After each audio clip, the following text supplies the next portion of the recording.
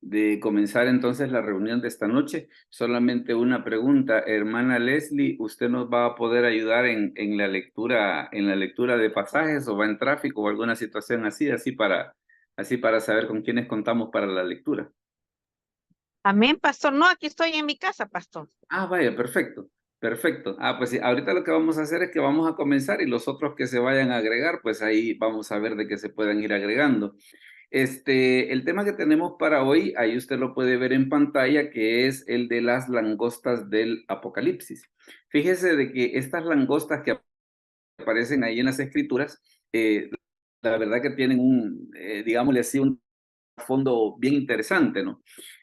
Hay una cosa que fíjese que es bien bonita que nosotros podamos tener en cuenta cuando hablamos acerca del libro de Apocalipsis, de que generalmente muchas de las cosas que nosotros vemos en el Apocalipsis tienen su trasfondo en otros libros de las Escrituras, vaya, como por ejemplo algunas de las plagas que aparecen, esta específicamente, que allá en el libro de Éxodo hay una plaga de langostas, ¿no?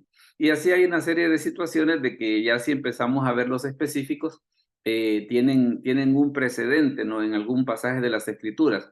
O por ejemplo en Apocalipsis 12 cuando habla acerca de la mujer de sol con la luna debajo de sus pies y con dos estrellas.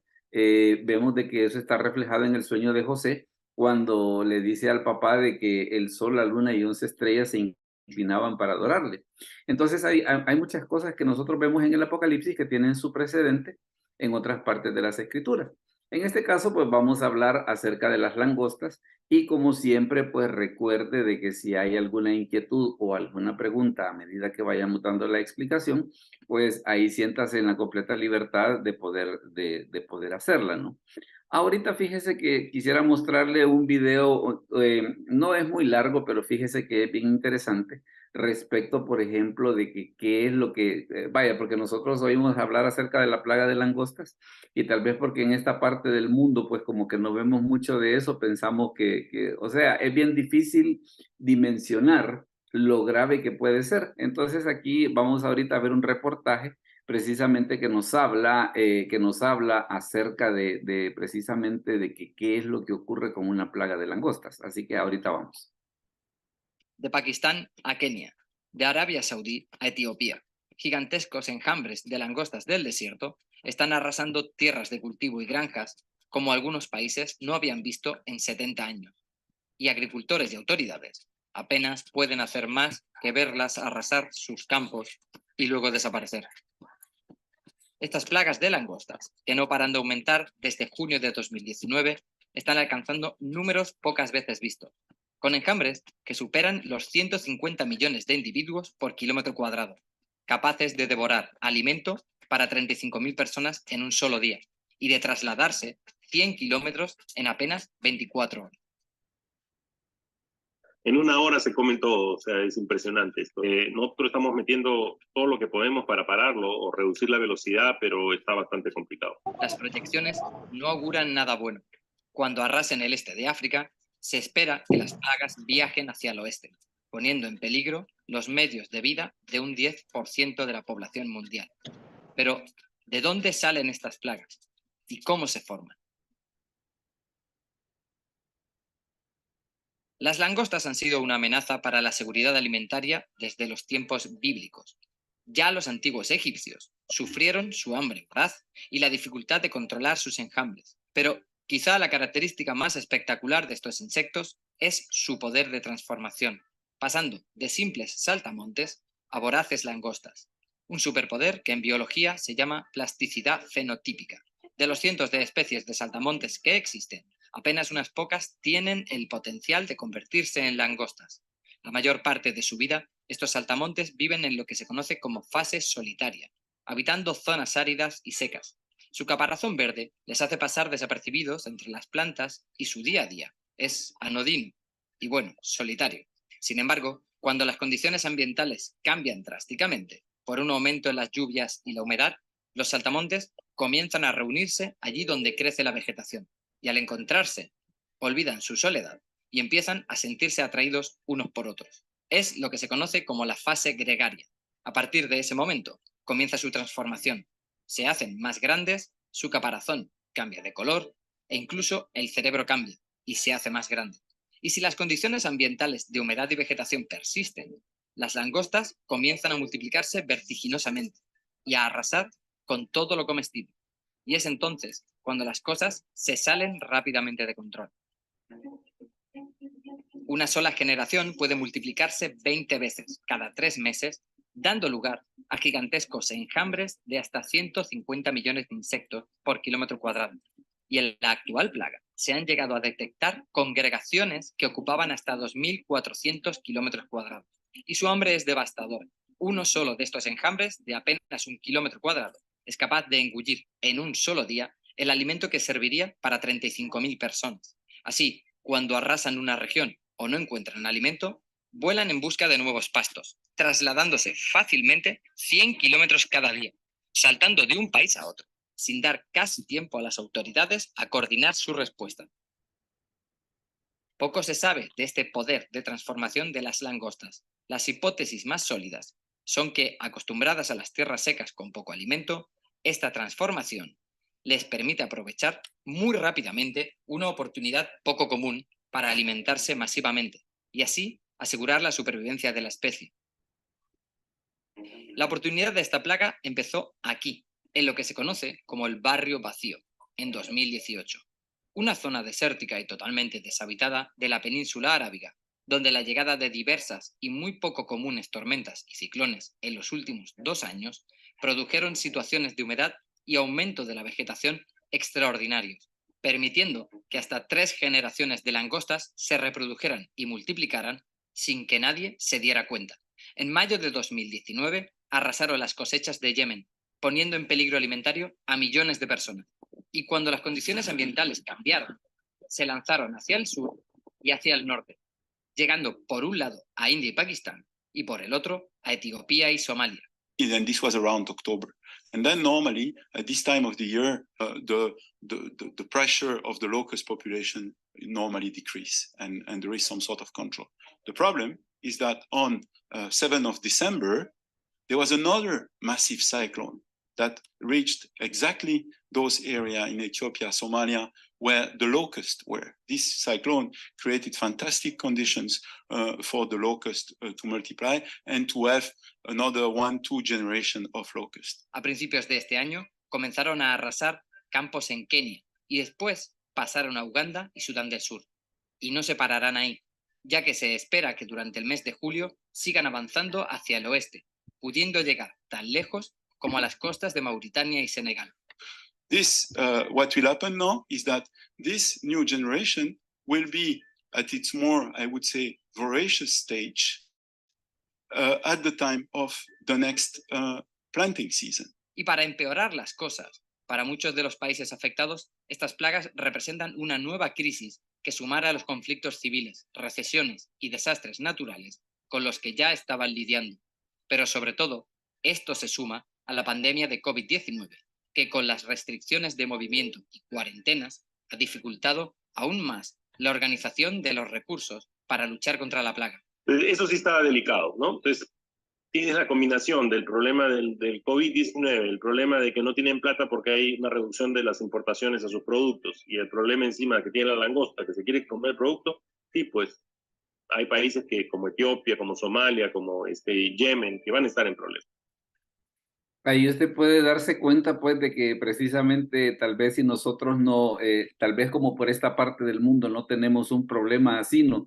Entonces como que, pues sí, plaga de langostas, como que no deja de sonar un poco extraño, ¿no? Pero el asunto es de que para aquellos países que la sufren, de veras de que es un serio problema. Eso es, si lo vemos desde el punto de vista de qué hace una langosta literalmente hablando.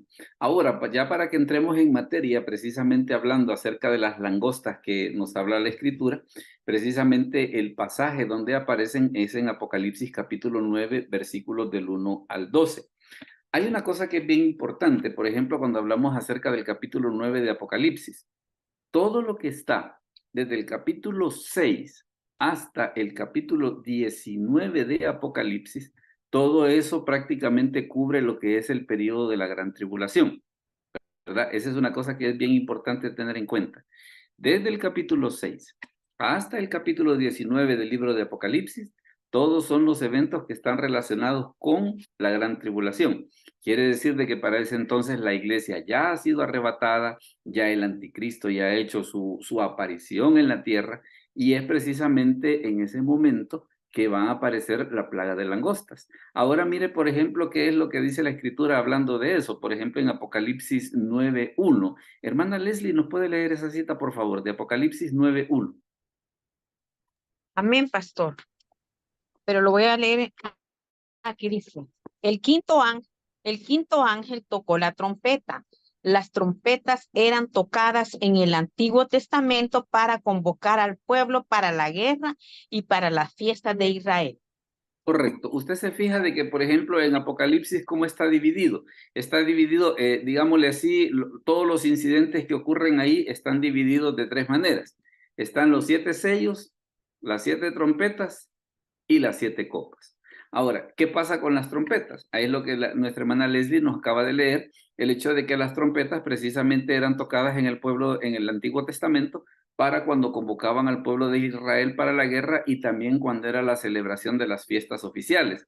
Entonces, en este caso, ¿qué es lo que sucede? Se da esa situación de que cuando es el toque de la quinta trompeta, es entonces que aparece esta situación. Mire lo que dice ya, bueno, el versículo 1 dice que hay un ángel, dice, que desciende, dice, dice, se le da la llave del pozo del abismo. Y en este caso, pues la finalidad de este ángel, o lo que él va a hacer, es precisamente liberar a las langostas para el juicio que aparece en este capítulo. Entonces ahí es donde tenemos esa situación de que entre los juicios que van a haber durante la gran tribulación, uno de ellos, ¿qué va a hacer? Una plaga de langostas. Ahora, tal vez lo que va a ser interesante, y es precisamente lo que vamos a tomarnos el tiempo, es qué tipo de langostas van a ser y qué es lo que se supone que van a hacer. Entonces, fíjese que en ese caso, ¿qué es lo que sucede? Mire, por ejemplo, lo que dice Apocalipsis 9:3. Hermano Mario, si nos puede leer, por favor, Apocalipsis 9:3. Y del humo salieron langostas sobre la tierra, y se les dio poder, como tienen poder los escorpiones de la tierra. Correcto. Entonces, si vamos armando el panorama, notamos qué es lo que describe el capítulo 9. Dice que se toca la quinta trompeta. Cuando se toca la quinta trompeta, hay un ángel que desciende, dice, con la llave del pozo del abismo, lo abre, y cuando abre el abismo se dan algunas situaciones. Una de ellas es de que, por ejemplo, dice que sale humo, y después del humo salen las langostas. Y fíjense que la otra cosa que es tremenda, porque dice que se les dio poder como tienen los escorpiones de la tierra. Claro, las langostas que nosotros conocemos, y por eso veíamos en el reportaje, prácticamente lo que ellos hacen es que se comen la vegetación.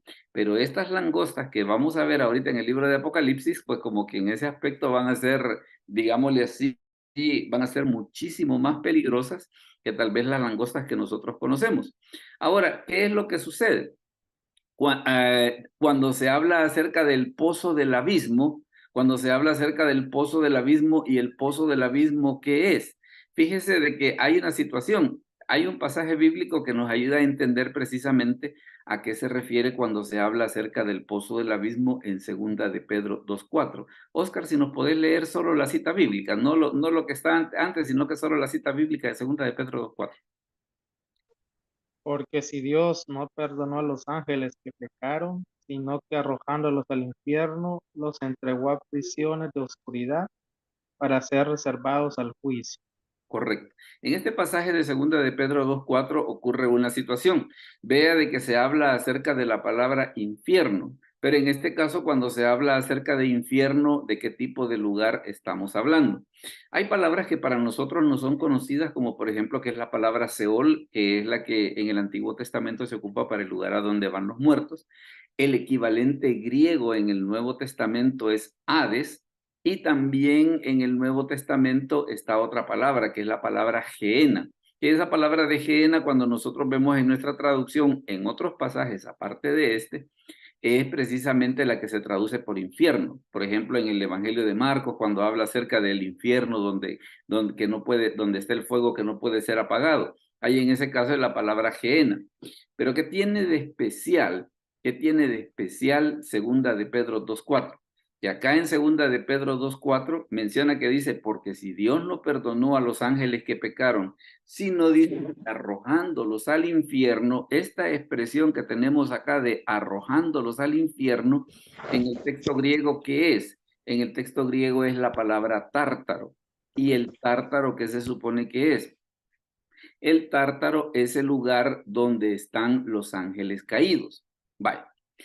Nosotros hemos estudiado y hemos visto en otras ocasiones, ya sea aquí o tal vez en el colegio de teología o en alguna predicación, hemos escuchado de que, por ejemplo, cuando Satanás se rebela contra Dios, ¿qué es lo que sucede? Hay un grupo de ángeles que lo siguieron en su rebelión.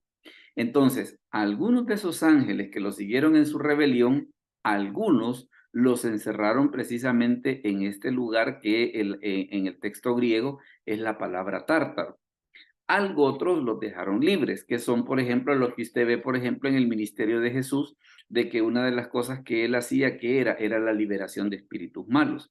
Entonces, algunos están libres y están precisamente en aquello que el apóstol Pablo habla acerca de la lucha que tenemos contra huestes espirituales de maldad en las regiones celestes. Y otros son los que están encerrados ahí. Ahora, fíjese qué es lo que sucede hablando acerca de esas langostas. ¿Quiénes son esas langostas? Las langostas son demonios que estaban allí y van a ser liberados cuando se cumpla esa profecía.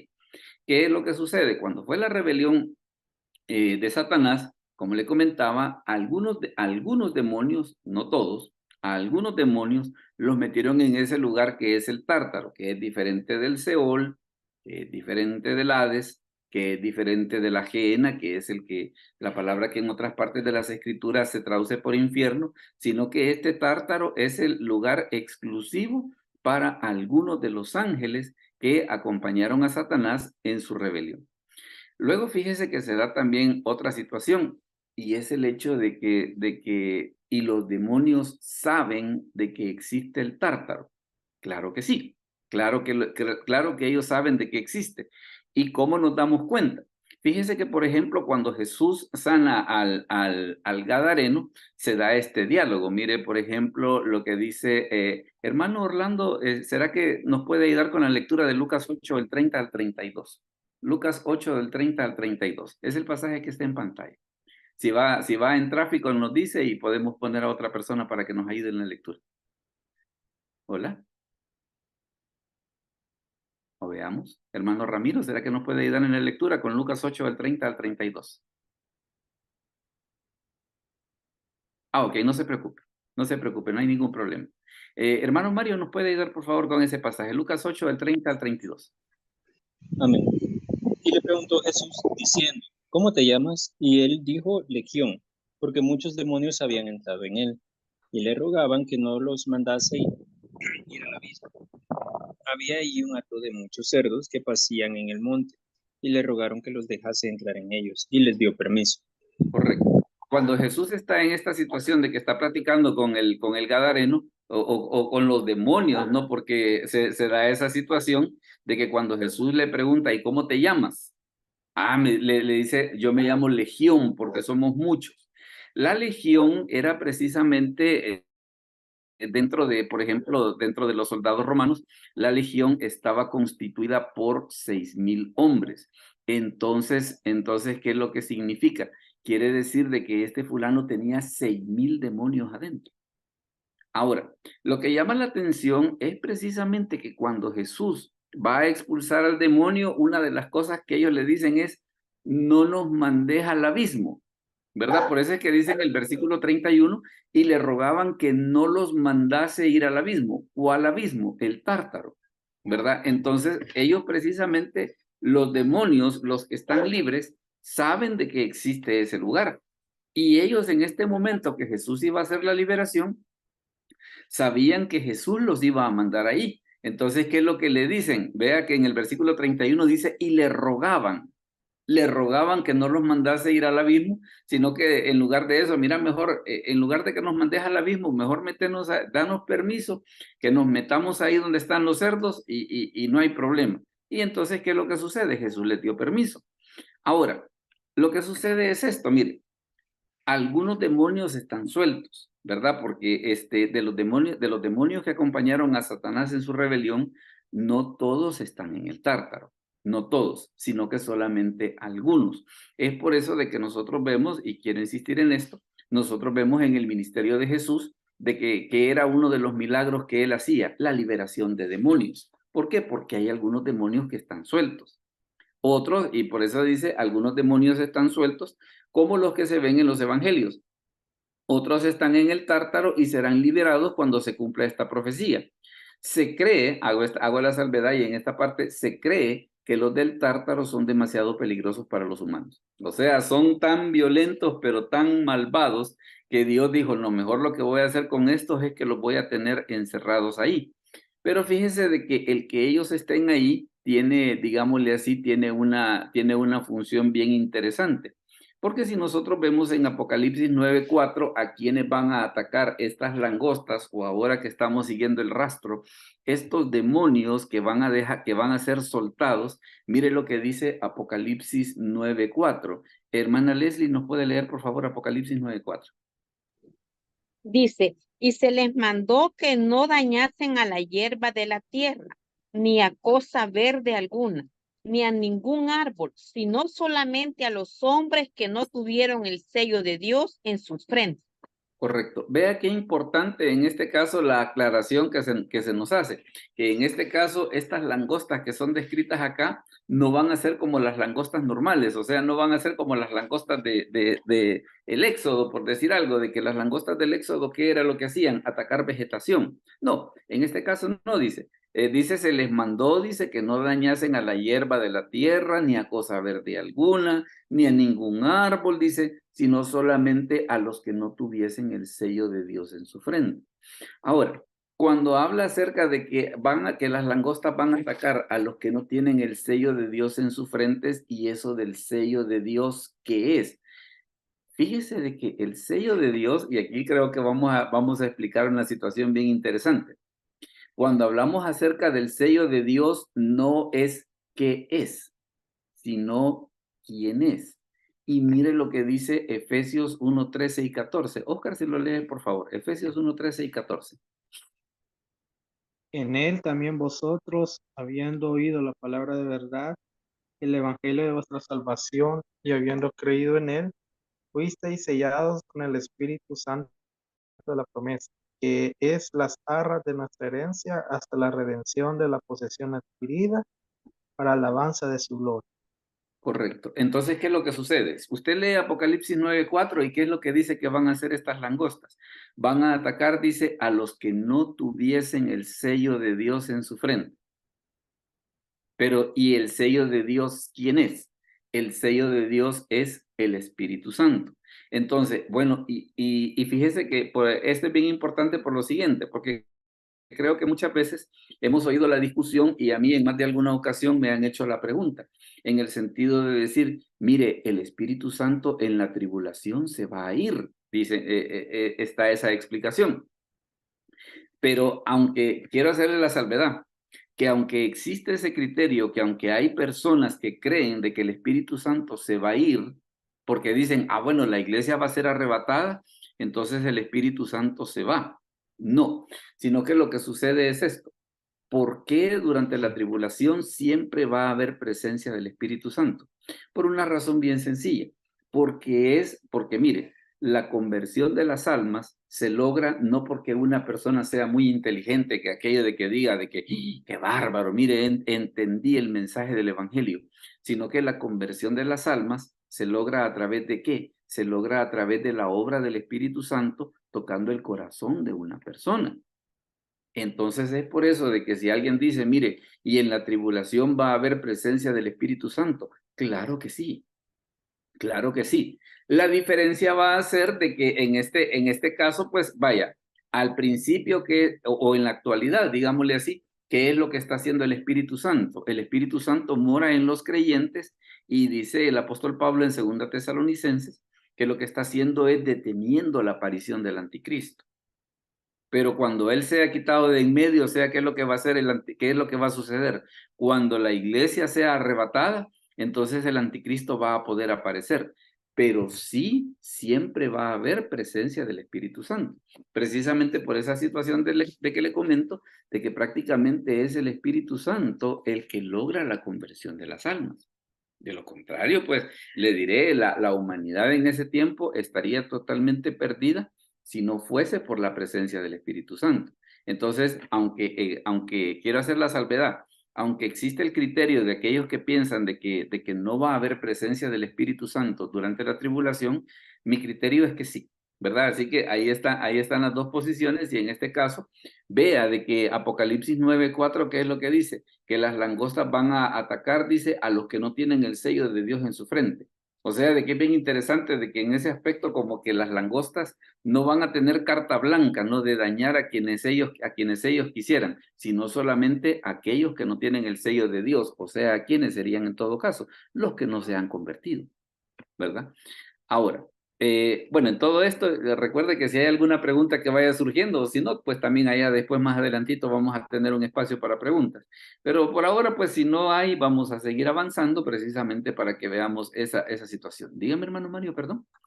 Pastor, hay como, no sé, como un contraste, o no sé si llamarlo así, o como una comparación respecto a este versículo, cuando dice que van a atacar a los hombres que no tuvieran el sello de Dios en sus frentes. Es como casi el mismo principio, no sé, las personas que van a tener el sello de la bestia también en su frente, ¿verdad?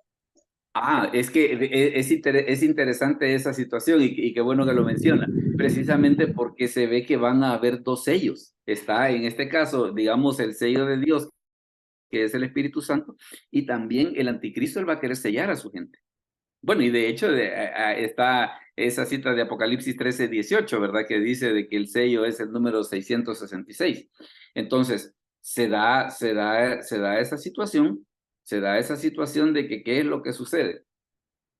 Digamos, las langostas van a ver el sello de Dios, o sea, la presencia del Espíritu Santo en una persona, ¿y qué va a hacer? No la van a poder atacar. No la van a poder atacar. Pero aquella persona que no tenga el Espíritu Santo, entonces ahí sí. Y vea de que es importante en este aspecto qué es lo que hace que una persona tenga el Espíritu Santo. Y por eso este pasaje del libro de Efesios es bien interesante. Dice, en él también vosotros, habiendo oído la palabra de verdad, el evangelio de vuestra salvación, y habiendo creído en él, ¿qué es lo que sucede después? Fuisteis sellados con el Espíritu Santo de la promesa. Entonces, prácticamente lo que nos da la calidad de cristianos es la presencia del Espíritu Santo en la vida de las personas. Por ahí estaba viendo que como que había otra pregunta, pero se me ha perdido. ¿Quién? Sí, creo A que ver. en el chat escribió el hermano respecto al Espíritu Santo, creo que era el punto que usted mencionaba. Y como aporte, recuerdo que en el ciclo pasado, cuando llevamos doctrinas, el pastor Carlos nos mencionó y nos hacía, bueno, nos cuestionaba en primer lugar y nos decía, Dios está en el infierno o el Espíritu Santo está en el infierno. Y al final nos explicó que decir que el Espíritu Santo va a ser arrebatado cuando Cristo pues, venga por su iglesia es como erróneo, porque prácticamente el Espíritu Santo es Dios y Dios Y tiene él el está, y atributo de ser, él está en todo lugar.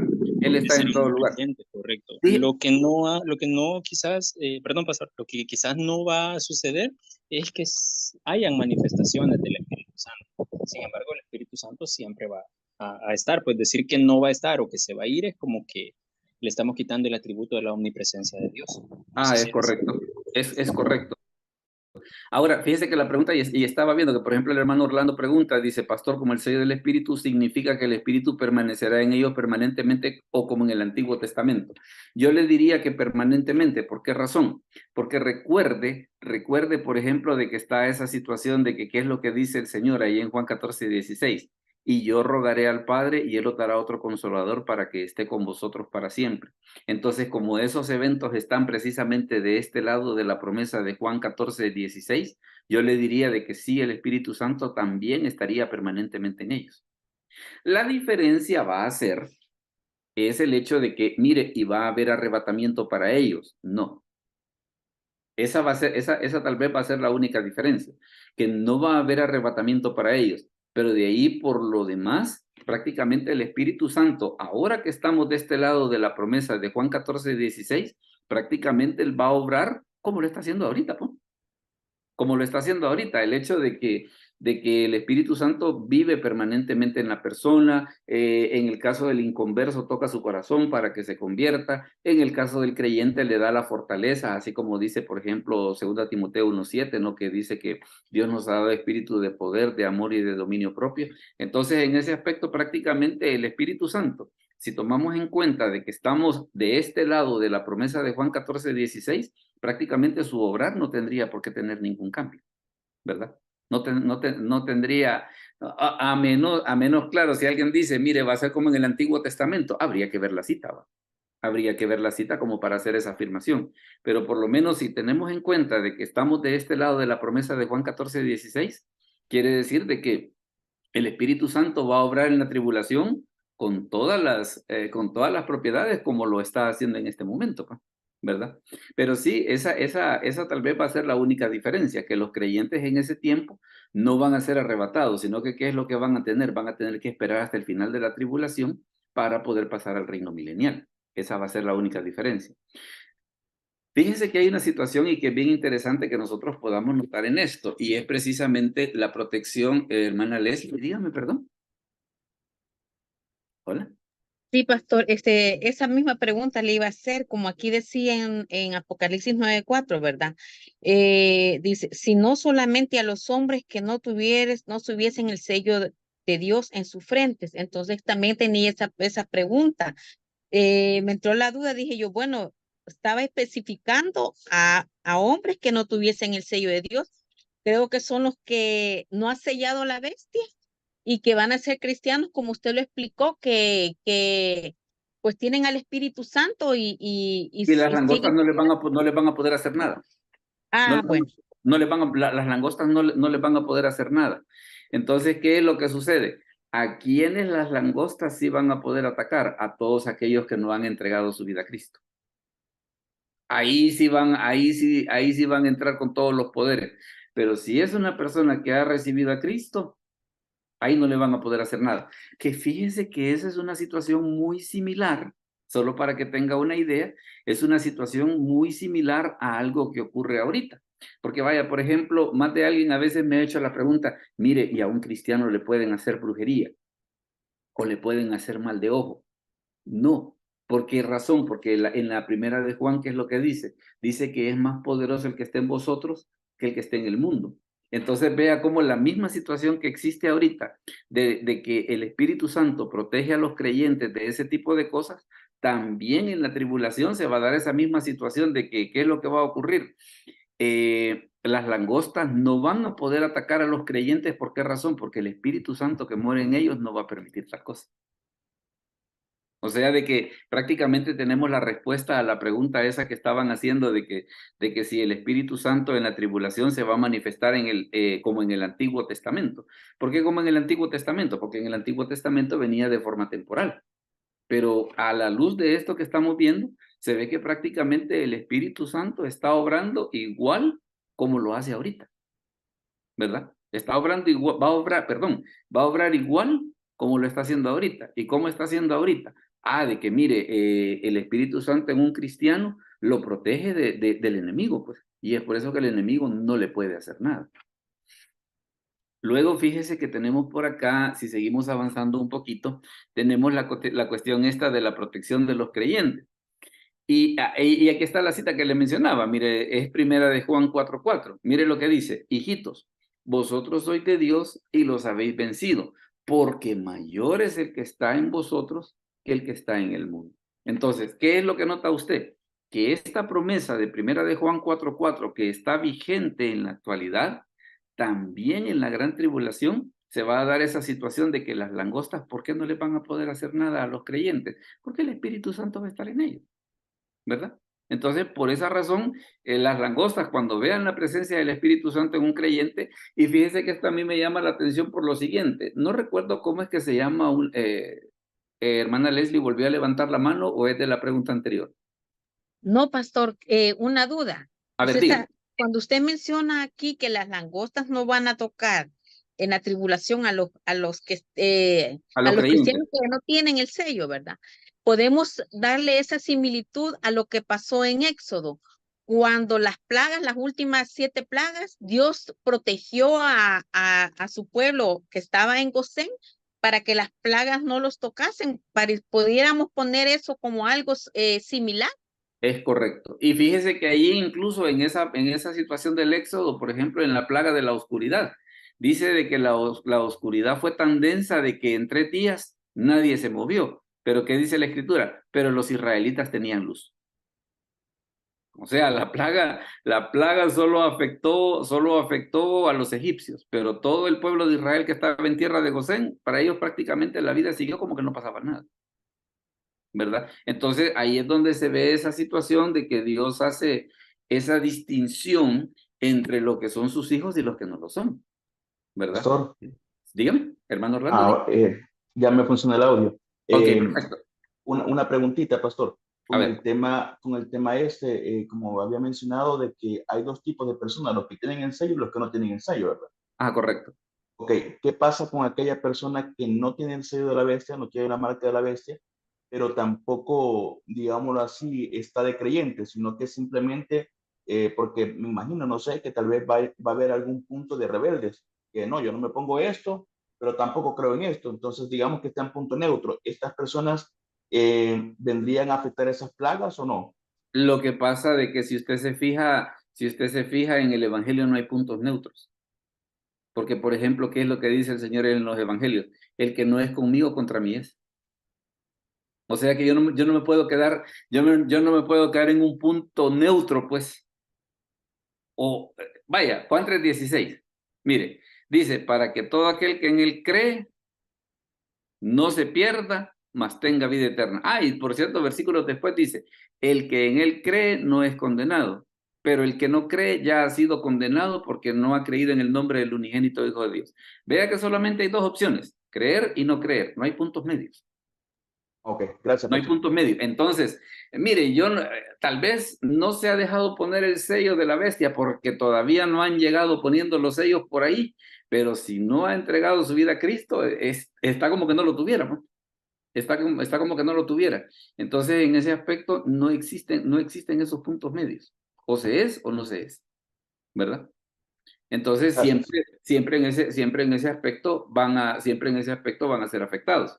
Ahora mire, por ejemplo, y aquí está la observación que nos hacía nuestra hermana Leslie, mire, de que vaya, mire lo que dice, Dios cuida a sus hijos durante la crisis. Hágame un favor, hermano Orlando, ya que ya tiene el audio habilitado, nos puede leer esa cita de Éxodo 10 del 21 al 23, ya sea que lo lea en su Biblia o que lo lea de la pantalla. Dice, Jehová dijo a Moisés, extiende tu mano hacia el cielo para que haya tinieblas sobre la tierra de Egipto, tanto que cualquiera las palpe. Y extendió Moisés su mano hacia el cielo, y hubo densas tinieblas sobre la tierra de Egipto por 3 días. Ninguno vio a su prójimo, ni nadie se levantó de su lugar en 3 días, mas todos los hijos de Israel tenían luz en sus habitaciones. Ajá, vea entonces qué es lo que sucede, que en momentos de crisis Dios hace la diferencia entre los suyos y los que no lo son. Entonces, ¿qué pasó? En el caso de Egipto dice que la oscuridad era tan densa, ¿verdad? Porque dice en el 22, y hubo densas tinieblas sobre la tierra de Egipto por 3 días. Ninguno vio a su prójimo, ni nadie se levantó. O sea, de que era una cosa tan terrible de que ni tocando se podían, vaya, aquello de que usted dice, yo más o menos tenga la ubicación de que, ¿dónde están los muebles de mi casa, va? Se ve de que fue una cosa tan tremenda de que la gente dijo, no, mejor si me levanto capaz me voy a malmatar, ¿va? Pero hace la aclaración, más todos los hijos de Israel tenían luz en sus habitaciones. Vea usted en ese aspecto cómo está ese paralelismo de que en el libro de Éxodo las plagas llegaban, pero ¿sobre quiénes? Sobre los egipcios. En este caso, las langostas, ¿a quiénes van a atacar? A los que no tienen el sello de Dios. ¿A quiénes? A los que no tienen el Espíritu Santo. ¿Verdad? Entonces en ese aspecto las escrituras y este pasaje es bien interesante, ¿no? Sobre, y fíjese qué bonito en este aspecto. Vaya, de que Dios muchas veces ha permitido a lo largo de la historia y el futuro no va a ser la excepción, de que a veces sus hijos pasen por situaciones difíciles, pero en medio de las situaciones difíciles está la protección de Dios, que ese tal vez es el asunto importante en medio de todo esto.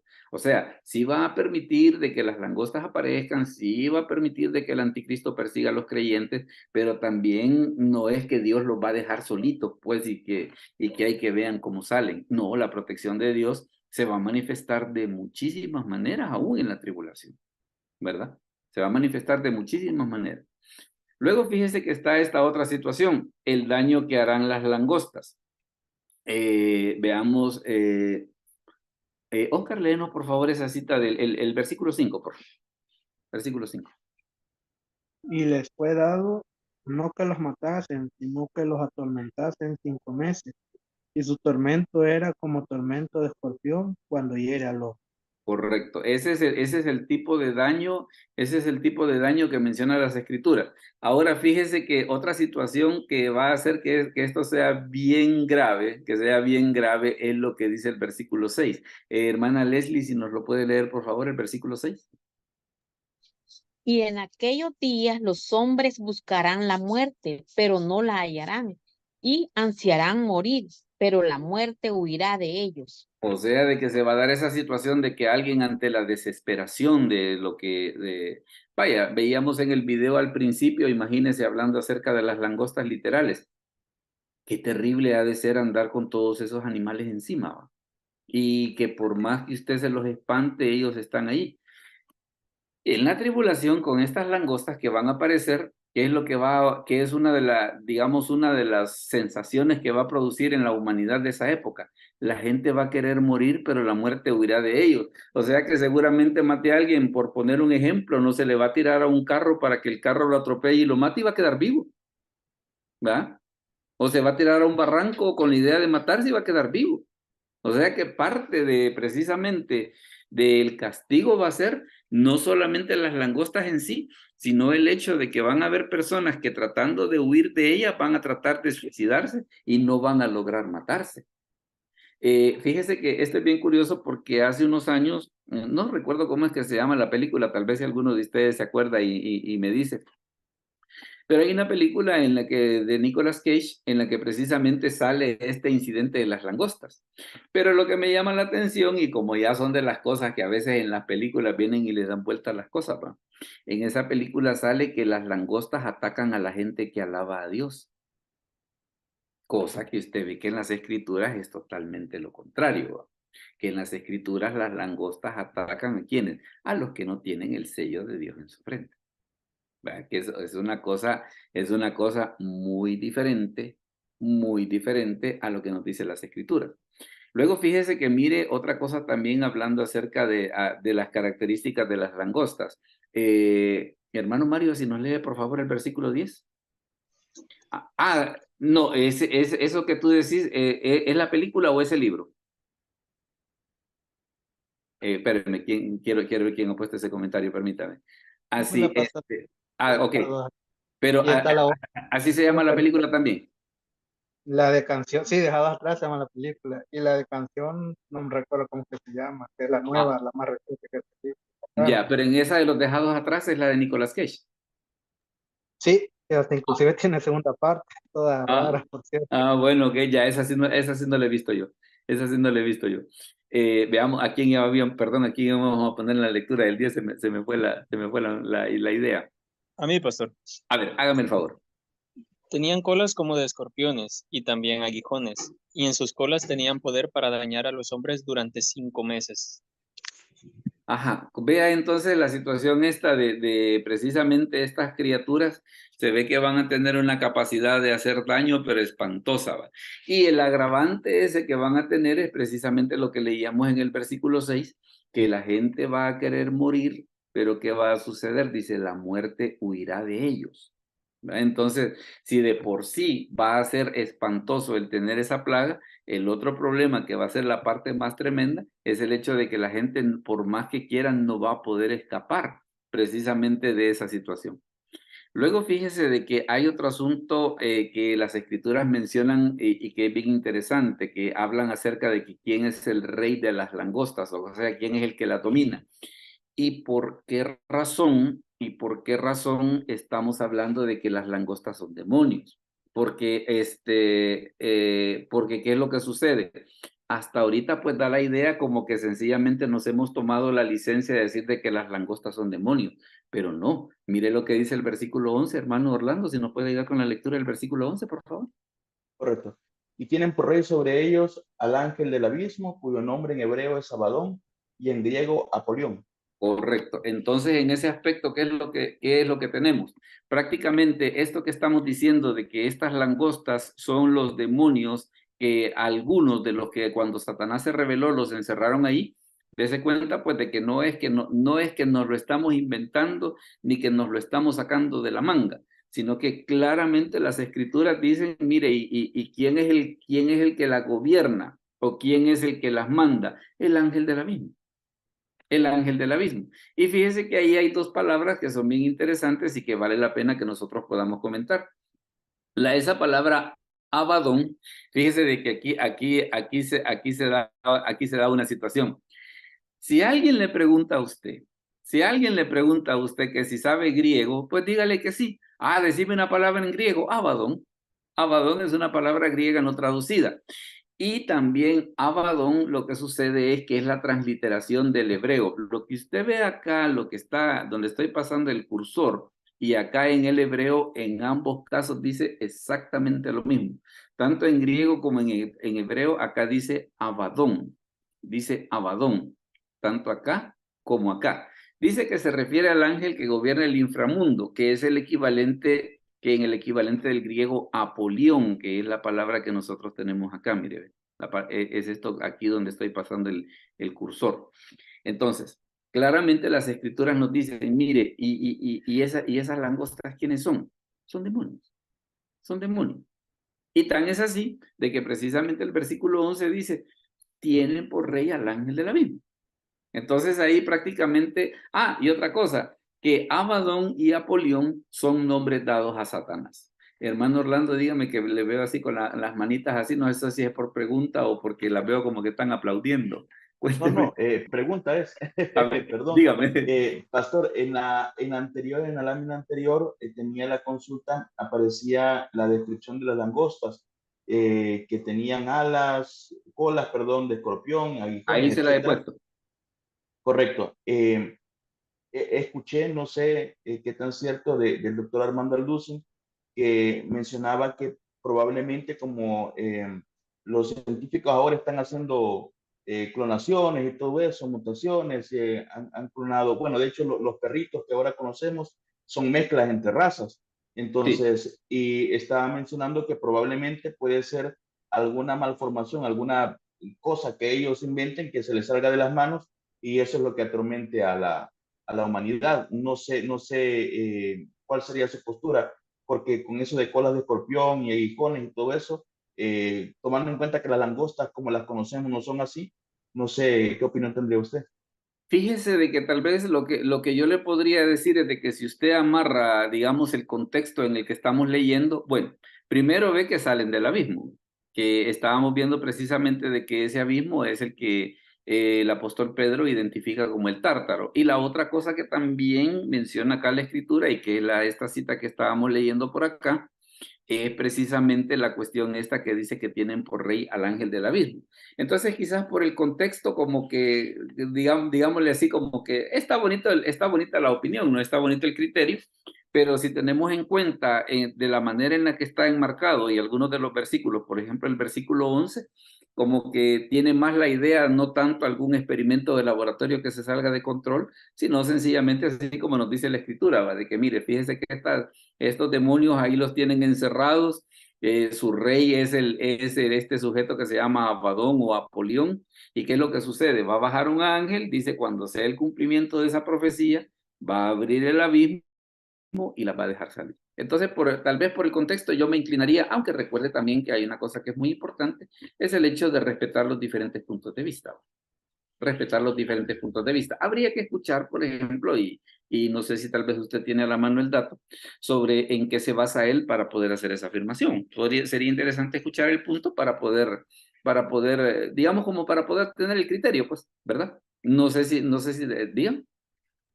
No, sí, tiene razón. No tengo el dato, es que lo hizo en una predicación y sí me llamó bastante la atención eso, pero no tengo el dato a la mano. Ahora, sería interesante tal vez para su conocimiento general de que si en algún momento vuelve a localizar esa predicación o en algo otra en la que él amplíe el punto, sería bonito escucharle. Podría ser de que ya al escuchar el punto podríamos comprender el por qué hace la afirmación, ¿verdad? Así que como que sería una tarea pues digamos decir, para un futuro. Ahora, por el contexto, como usted se fija de cómo el abismo, cómo se amarra con el Evangelio de Lucas, con la sanidad del Gadareno, cómo se enlaza, por ejemplo, con Segunda de Pedro, cómo se enlaza, por ejemplo, acá con el versículo 11, pues por lo menos lo que yo le podría comentar e incluso, por ejemplo, usted puede ver mucho de esto en este libro del Apocalipsis de Evis Carballosa, ¿verdad? Donde también sale precisamente un punto de vista muy similar a este que yo le estoy exponiendo por acá, ¿verdad? Gracias, Para que pudiéramos tener esos puntos de referencia. Luego, fíjese, veamos qué tenemos por acá. Mire, llegamos a las preguntas y los comentarios. Así que en este momento, pues, la mesa está servida. Ustedes son los que mandan. Si alguien tiene alguna pregunta o algún comentario acerca de todo esto que hemos dicho, pues este es el momento para que usted pueda hacer sus consultas o sus comentarios. Veamos, ¿alguien tiene alguna pregunta o algún comentario sobre todo esto que hemos estado hablando? O si, por ejemplo, si tiene una pregunta aparte también, que eso también es válido. Pastor, Dígame. no sé si usted ya ha visto la película del Infierno Ardiente. Me imagino que sí, esa película tiene un montón de tiempo de haber salido. Fíjese que Pero no completa porque creerá, como yo ya, digamos, para esa época en la que andaba en la película, yo ya estaba en la iglesia donde estoy, entonces nunca los pude acompañar a verla. Sí ok. recuerdo haber visto una vez que medio precisamente coincidí con ellos, que por ejemplo hace mención de la cuestión esta del Evangelio de Marcos, de que el gusano no muere y el fuego nunca se apaga. Sí recuerdo haber visto esa parte, pero sí completa no la he visto. Pero ¿cuál Sí, es, sí, cuál es la aparecía. inquietud? Más que todo un comentario, ahí aparecía como a su manera, ¿verdad? Con esos efectos especiales que hacían lo de las langostas, pero según lo que se veía en la película, estas criaturas atormentaban a las personas, pero ya estando en el infierno, si no Mm, mal recuerdo. Entonces, me imagino que pues, en el infierno van a haber otro tipo de tormentos, del cuales pues no los describe la Biblia, ¿verdad? Igual bueno, no nos pero por interesa lo saber. menos, ajá, Pero por lo menos en lo que redacta el versículo, el pasaje que acabamos de estudiar, eso sí va a ser aquí en la tierra. sí, sí. Ahora, fíjese que hablando específicamente del infierno, tal vez déjeme mencionarle algunas ideas y que es bien interesante que nosotros las podamos tener en cuenta. Por ejemplo, el Señor cuando habla acerca del infierno dice que son tinieblas. Dice donde hay lloro y crujir de dientes. Esa es una descripción. La otra descripción es, por ejemplo, la que está en Marcos 9:48, que dice, donde el gusano de ellos no muere y el fuego nunca se apaga. Entonces, claro, queda entonces la pregunta, bueno, y entonces, ¿y a la hora de las horas qué es? Pues porque por un lado me están diciendo que hay fuego y por el otro lado me dicen que hay oscuridad. Lo más probable es que sean las dos cosas. ¿Por qué? O que hay diferentes grados de castigo. Le digo esto por lo siguiente, porque el Señor tiene un pasaje donde dice, será más tolerable el castigo para Sodoma y para Gomorra que para esta ciudad. Entonces, eso de más tolerable, como quien dice, van a haber, o sea, sufrimiento todos van a tener, pero el de uno va a ser más grave que otros. Entonces es por esa razón de que nosotros notamos esas descripciones que tal vez vistas así nomás, como que no dejan de sonar un poco extrañas, ¿va? Bueno, y como es eso que hay oscuridad y que hay fuego, pues entonces o es una cosa o es la otra. Lo más sean las dos cosas. Lo más seguro es que sean las dos cosas, ¿verdad? Entonces, precisamente por esa cuestión de que el Señor habla de que hay castigos que van a ser más tolerables que otros, ¿verdad? Entonces, lo más seguro es de que por lo menos en este momento en este momento hay diferentes grados de castigo. Ya después en el libro de Apocalipsis, en el capítulo 20, ahí sí ya la cosa cambia, porque ahí solamente habla del lago de fuego, ya como un único lugar. Ya como un único lugar, pero por lo menos en este momento, por esas descripciones que nosotros tenemos en las Escrituras, se ve que hay diferentes grados de castigo, ¿verdad? Veamos, ¿alguna otra pregunta o comentario antes de mencionarles cuál va a ser el tema de la próxima semana? Pastor, tengo A ver, hermana Leslie primero. estamos hablando en Apocalipsis 9:11, usted mencionó de que este es el rey del ángel del abismo, ¿verdad? Que tienen nombre por en rey al hebreo ángel del abismo. es Abadón y en griego Apolión. Sí. Pero en el mismo Apocalipsis 11:7 dice, cuando hayan acabado su testimonio, la bestia que sube del abismo hará guerra contra ellos y los vencerá y los matará. ¿Es otro ángel que está en el abismo o podemos decir que también es este mismo rey de ángel del abismo que está ahí? Es ese mismo rey. El mismito.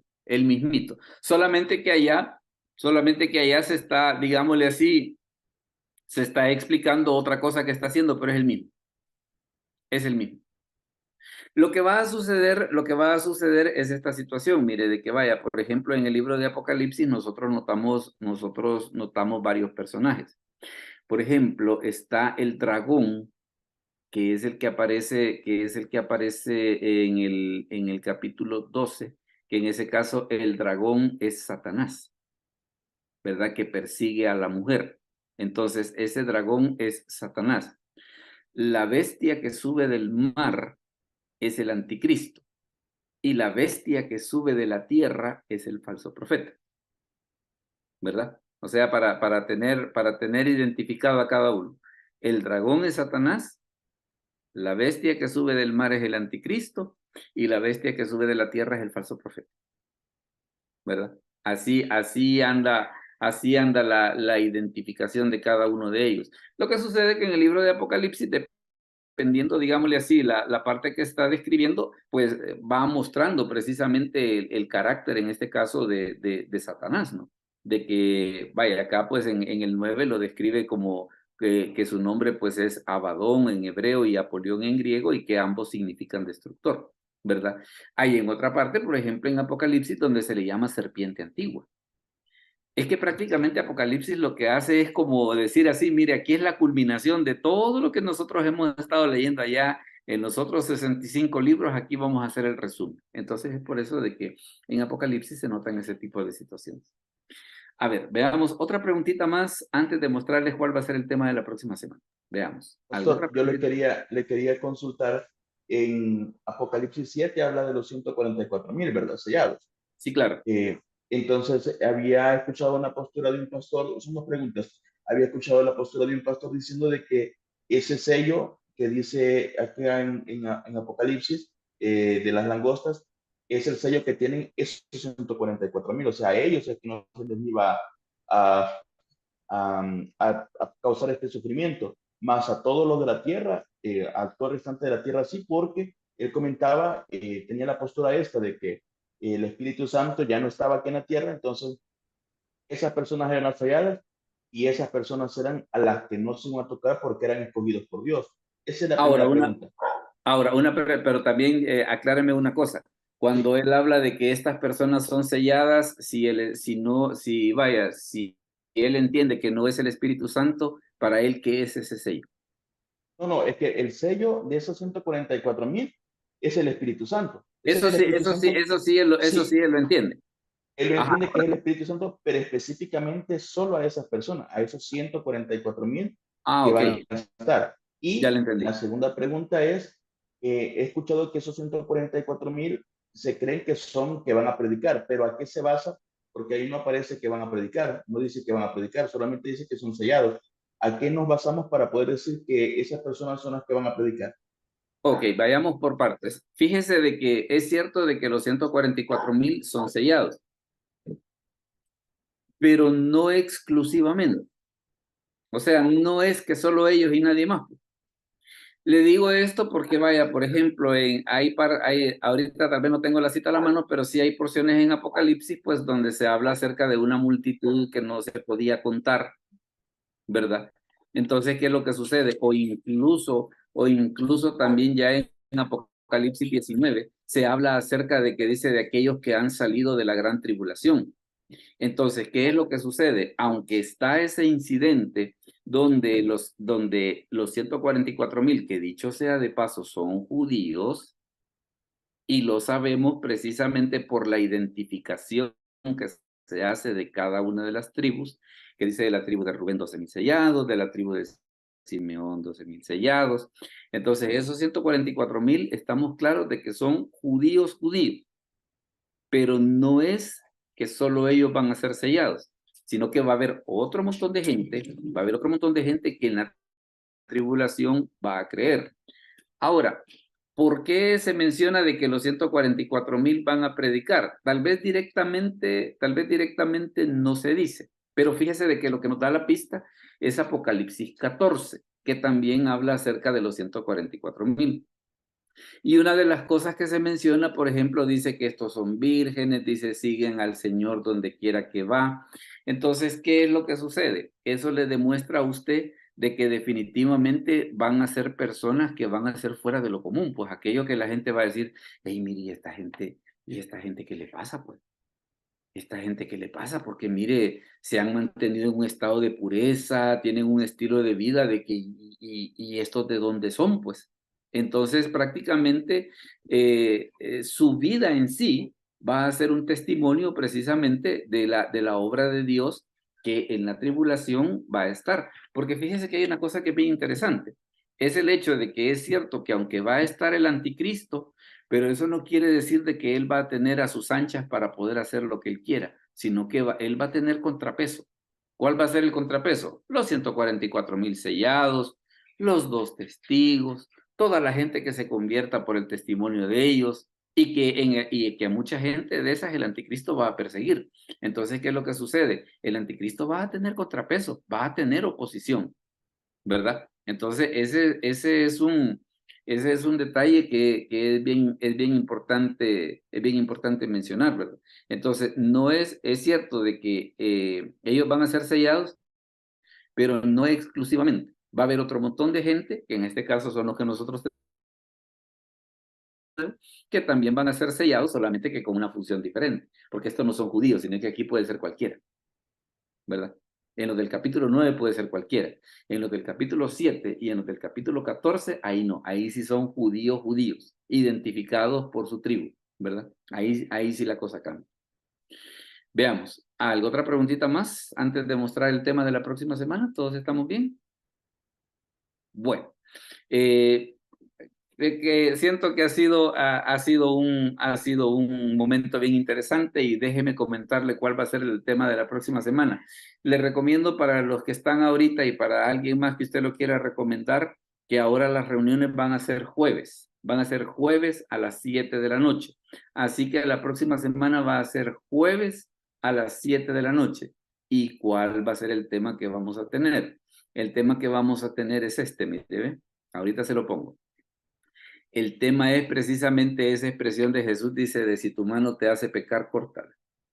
Vamos a